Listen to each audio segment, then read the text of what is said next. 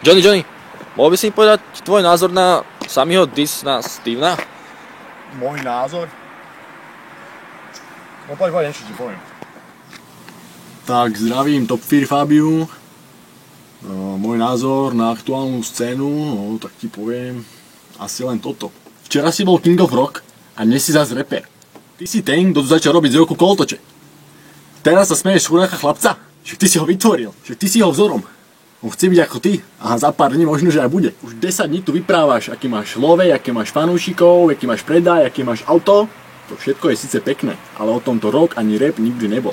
Zeber si tie svoje úspechy a bež za Stevenom do Moštenca. Však on chudák chlapec nevie, čo má teraz robiť. A teraz sa mu smeje, že predáva Xbox. Ty si ho na to nahovoril. Ty si vytvoril Garden State. Jaký Garden State si vytvoril? Všetci dobre vedia, tí, čo sa vyznajú, že Garden State vytvoril Vlado s Rasťom a Steven z Moštenca. Keď ti Stevenova mama dávala na cesty do Považskej, dávala ti nažrať, keď si u nich spával. Ale kde máš Maťa? Čo o ňom nerepujete? Veď ten je taký istý alkoholik, jak ti ostatní. Nehambíš sa? Ani trošku?